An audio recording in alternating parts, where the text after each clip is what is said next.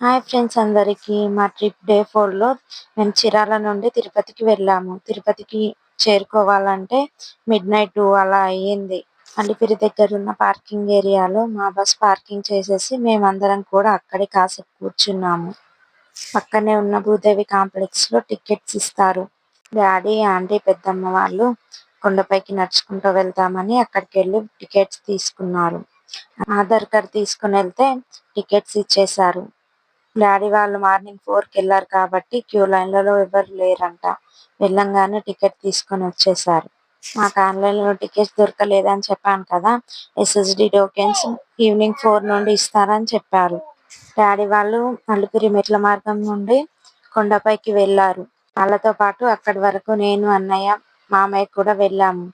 అక్కడ 6:30కి అలా వెళ్ళాం కానీ చాలా రష్ ఉండే.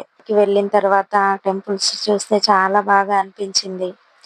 ఊరికనే వెళ్ళాం వాళ్ళతో కానీ మాకు కూడా మెట్లు ఎక్కాలనిపించి మేము కూడా 50 to 70 మెట్లు ఎక్కేసాము. అక్కడికి వెళ్ళిన తర్వాత చెకింగ్ చేస్తే మా దగ్గర టికెట్స్ లేవు కాబట్టి అక్కడే ఆగిపోయాము. డాడీ వాళ్ళు పైకి వెళ్ళిన తర్వాత మేము అక్కడే కొంతసేపు కూర్చొని ఫొటోస్ దిగి 1 అవర్ వరకు అక్కడ టైం స్పెండ్ చేసి మళ్ళీ ఇక్కడ ఎంత ప్రశాంతంగా ఉందంటే మాటల్లో చెప్పలేనంత ప్రశాంతంగా ఉంది. అక్కడే ఉండిపోవాలనిపించింది కానీ మేము కూడా టికెట్ తీసుకొని వచ్చేస్తే బాగుండు. మేము కూడా మెట్లు ఎక్కేసే వాళ్ళం అనుకున్నాం కానీ నెక్స్ట్ టైం ఎక్కుదాంలే టికెట్స్ లేవు కదా అని అక్కడ టెంపుల్ ఉంటే స్వామివారిని దర్శించుకొని కిందికి వచ్చేసాం. మళ్ళీ వచ్చి చెప్పుల కోసం చూస్తే మా చెప్పులన్నీ తీసుకెళ్లి డస్ట్‌బిన్‌లో పారేశారు.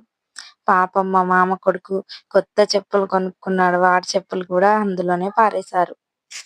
హాయ్ గాయ్స్, మా చెప్పులు పోయాయి అందరివి. టెంపుల్స్ లో చెప్పులు పోతే మంచిదంటారు కదా. ఏది జరిగినా మన మంచికే అని వచ్చేసాము.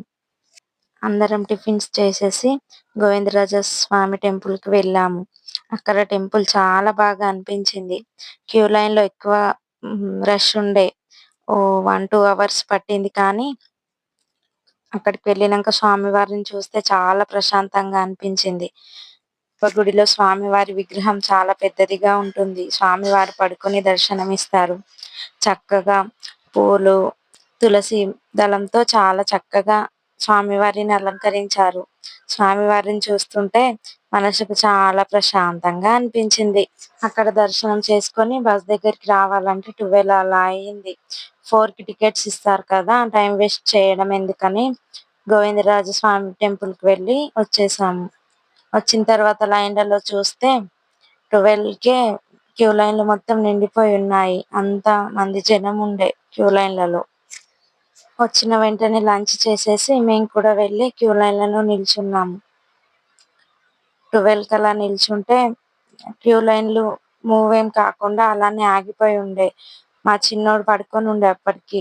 మా చిన్నోడు లేచిన తర్వాత బాగా సతాయిస్తున్నాడని వాడిని మామయ్య వాళ్ళకి ఇచ్చేసి మేము లైన్లోనే నిల్చొని టికెట్స్ తీసుకున్నాము. 12కు క్యూ లైన్లో నిల్చుంటే మాకు టికెట్ దొరకాలంటే 5 అలా అయింది.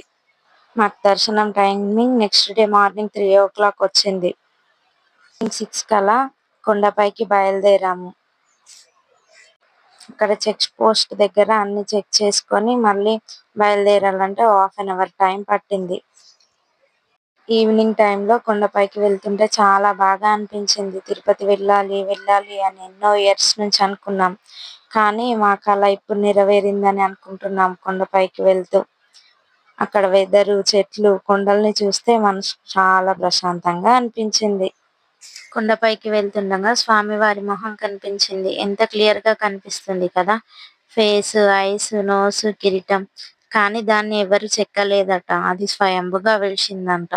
తిరుపతి వెళ్ళాలంటే అదృష్టం ఉండాలి. మనం వెళ్ళాలనుకుంటే వెళ్ళం. ఆ స్వామివారే మనల్ని రప్పించుకుంటేనే వెళ్తాము. మేము కొండపైకి వెళ్ళాలంటే 7:30 అలా అయ్యింది. అక్కడే భోంచేసాము.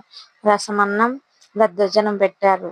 నెక్స్ట్ డే మార్నింగ్ 3 o'clock దర్శనం ఉంది కాబట్టి మా చిన్నోని తల నీలాలిద్దామని తిన్న వెంటనే గుండు చేసే ప్లేస్కి వెళ్ళాము. గుండ్లు చేసే ప్లేస్ 9 o'clockకి క్లోజ్ అవుతుందంట. మేము 8:40కి అలా వెళ్ళాము. ఇంకాస్త లేట్ అయితే క్లోజ్ అయి ఉండేది. వెళ్ళిన వెంటనే మా వారు, మా తమ్ముడు చిన్నోనికి గుండు చేయించాము. మమ్మీ నేను కూడా 5 కత్తెరలు ఇచ్చాము. ఆ తర్వాత అందరం రూమ్కి వెళ్ళి ఫ్రెష్ అయిపోయాము. అంతా రెడీ చేసుకొని దర్శనంకి వెళ్ళే టైంకి ఫుల్ వర్షం. ఎంత వర్షం అంటే అటువంటి వర్షం నేను ఎప్పుడు చూడలేదు. అంత వర్షం పడింది. అంత వర్షంలోనైతే చిన్నోని తీసుకొని దర్శనంకి వెళ్ళలేమని డిసప్పాయింట్ అయిపోయి కూర్చున్నాం అందరం. కానీ నెక్స్ట్ డే మా దర్శనం మాత్రం చాలా బాగా జరిగింది. ఓన్లీ 2 అవర్స్‌లోనే దర్శనం అయిపోయింది. అంత వర్షంలో దర్శనానికి ఎలా వెళ్ళామనేది నెక్స్ట్ వీడియోలో చూసేయండి. వీడియో నచ్చితే లైక్ చేసి సబ్స్క్రైబ్ చేసుకోండి. Thank you.